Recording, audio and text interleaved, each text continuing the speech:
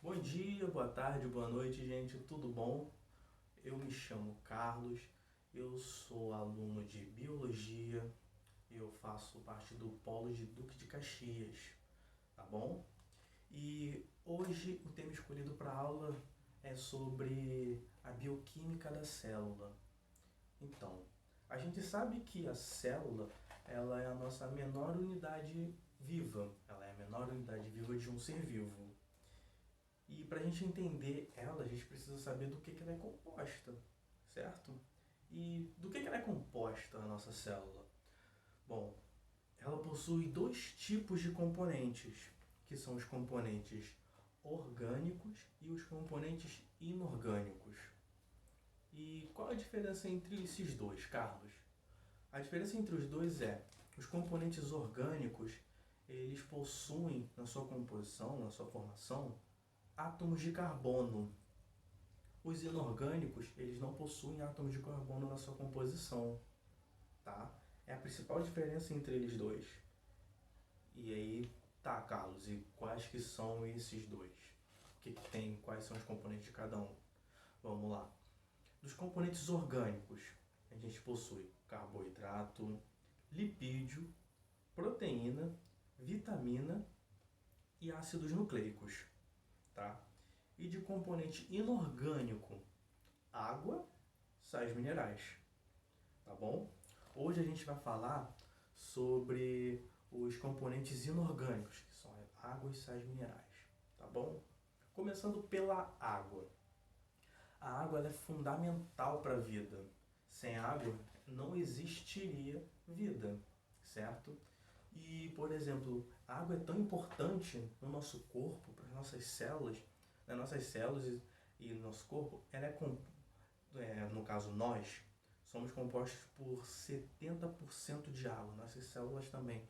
70% é muita coisa, né?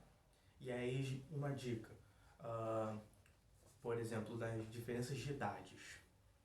Por exemplo, conforme uma pessoa vai envelhecendo, vai ficando mais velhinha, a quantidade de água no corpo dela vai diminuindo. Ou seja, quanto mais jovem também, possui mais água no corpo.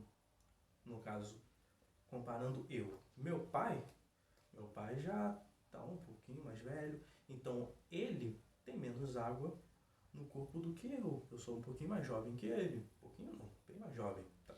Sou tão velho assim não, gente. Mas aí, por exemplo, a minha sobrinha, desse tamaninho, só tem 2 anos. Ela possui mais água no corpo do que eu, tá bom? Então, tá vendo como é que a água é muito importante? Ela compõe boa parte já do nosso corpo e das nossas células. E aí tá. Agora vamos começar a falar dela, da água. A água ela é formada por quais átomos? Ela é formada por... A composição dela é que talvez vocês conheçam, que é H2O. No caso, ela possui dois átomos de hidrogênio e um átomo de oxigênio, que fica mais ou menos assim, ó. Os dois átomos de hidrogênio estão aqui e o átomo de oxigênio fica aqui. E por que eles ficam desse jeito, nessa disposição? Porque a água ela é uma molécula polar. No caso, ela possui polos positivos e polos negativos. Os polos positivos são esses dois aqui, que são os átomos de hidrogênio, ficam embaixo. E o polo negativo é o hidrogênio, que fica aqui em cima.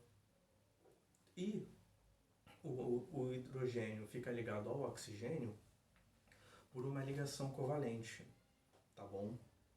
E agora vamos lá. Uma outra característica importante da água, que talvez você já tenha ouvido falar, são as ligações e pontes de hidrogênio. Tanto faz qualquer um dos dois, mas é a mesma coisa. Que aí, vamos lá, preciso que você foque comigo, imagine comigo. Isso daqui é uma molécula de água. Essa daqui é outra molécula de água. Lembra que eu falei que a água é formada por átomos de hidrogênio e oxigênio? Então, imagina que o átomo de hidrogênio dessa molécula se liga ao oxigênio dessa molécula de água.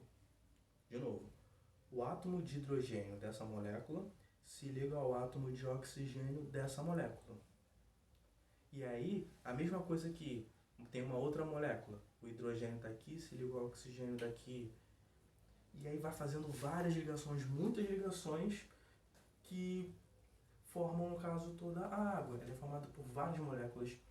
No caso, a água é formada por várias ligações de hidrogênio, por pontes de hidrogênio, tá? E a gente vai comentar até um pouquinho depois ainda das pontes de hidrogênio, um pouquinho depois, para falar de outras características dela, tá bom? Agora vamos lá.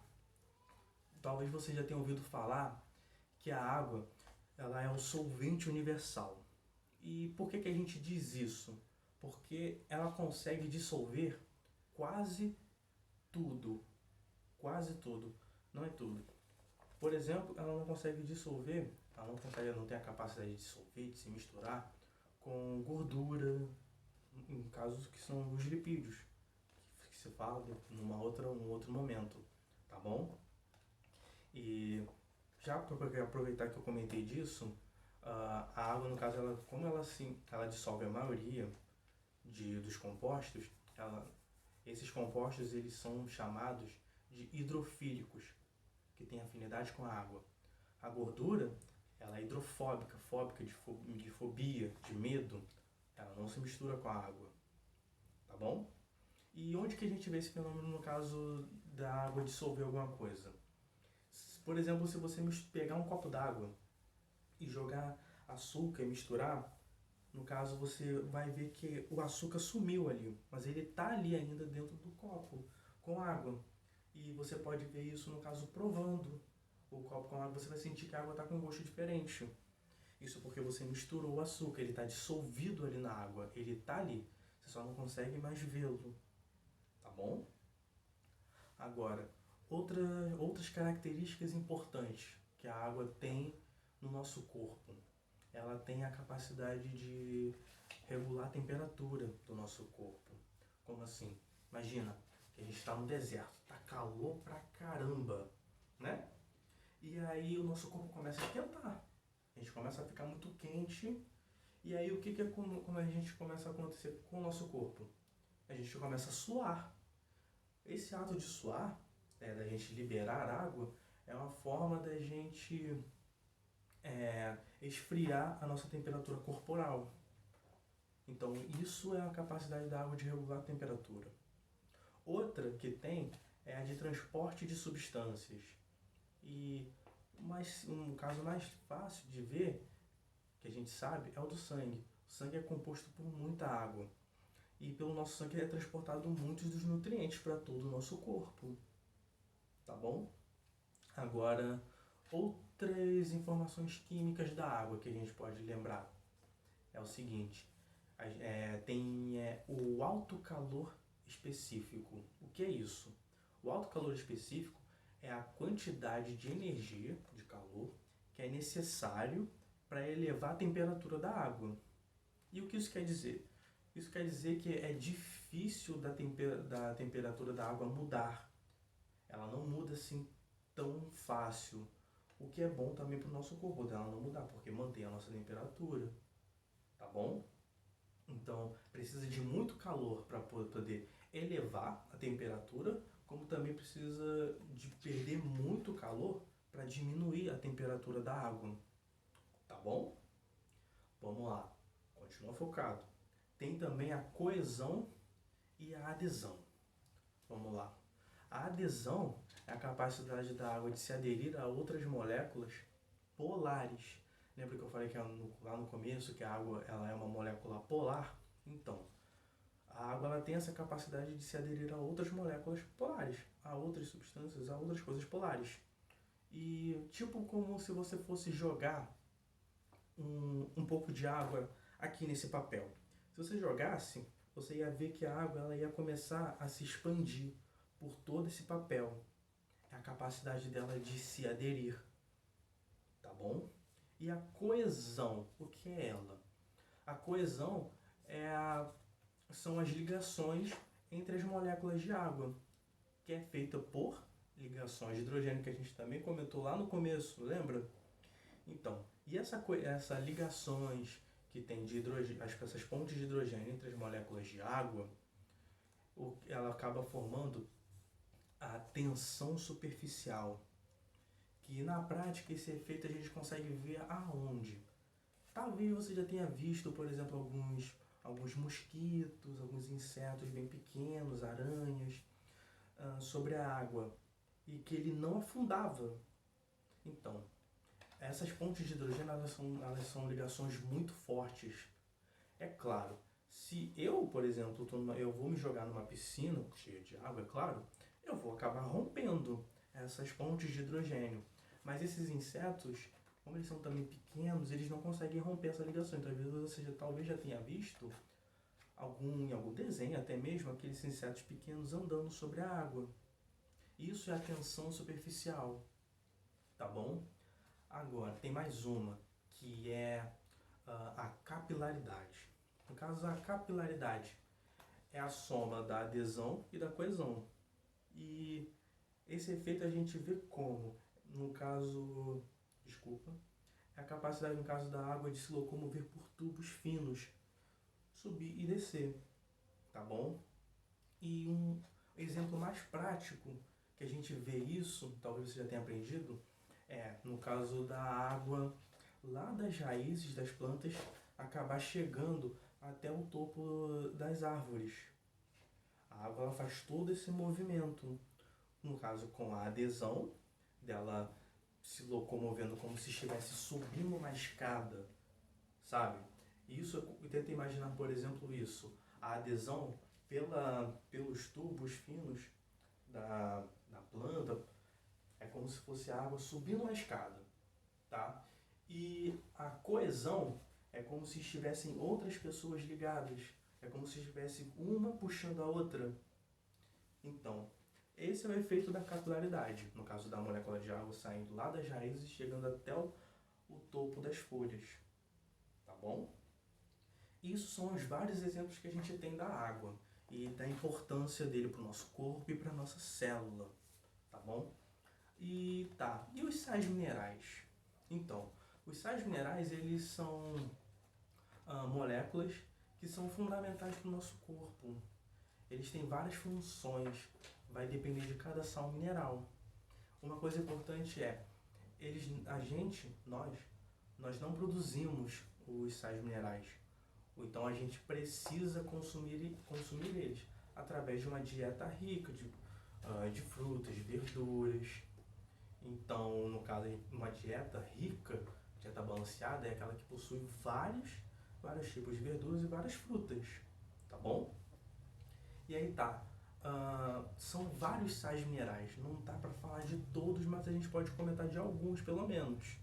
Como, por exemplo, o ferro. Por que o ferro é importante para o nosso corpo? O ferro ele compõe uma das proteínas que a gente tem no nosso corpo, que é a hemoglobina.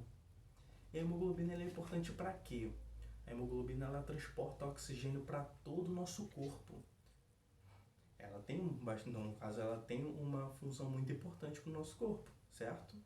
E aí em que alimento que a gente consegue encontrar ferro?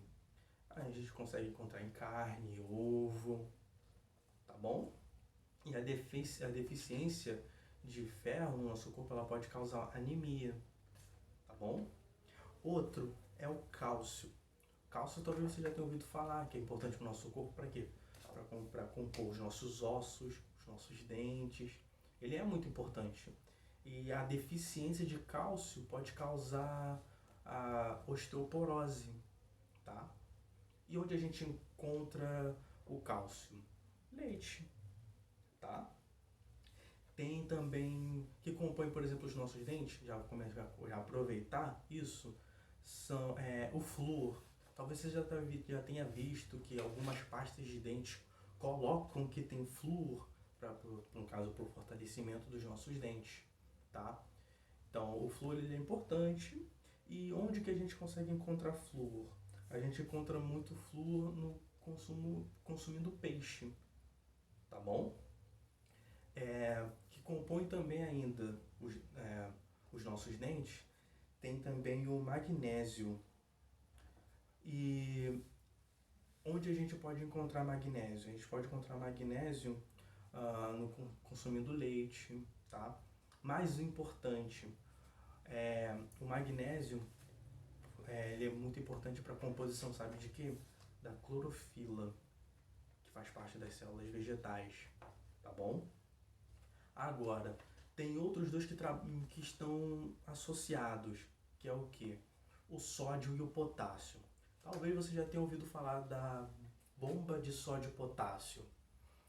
A bomba de sódio e potássio é uma proteína que ela fica na membrana da nossa célula e ela transporta o sódio que está de dentro da nossa célula para fora e o potássio que está de fora para dentro da nossa célula. Esses dois atuam, o sódio e o potássio, atuam no equilíbrio osmótico das nossas células. E o potássio também ele é importante, tá dentro das nossas células, para a síntese de proteína, tá bom? E aí tá, onde que a gente encontra sódio? Sódio a gente encontra no sal de cozinha, tá bom? E o potássio a gente pode encontrar em muitas frutas, tá bom? Agora tem mais um que é importante, o iodo. O iodo ele participa dos nossos hormônios, dos hormônios da tireoide, tá? E a falta de iodo pode causar na gente o bócio endêmico. E onde a gente encontra também iodo? Também a gente encontra iodo no sal de cozinha, tá bom? E por último, cloro. O cloro ele é importante para quê no nosso corpo? Ele compõe os nossos sucos digestivos, tá bom? E onde a gente encontra o cloro? A gente também encontra cloro no sal, tá bom? Por hoje é isso. Muito obrigado pela participação de vocês e até a próxima.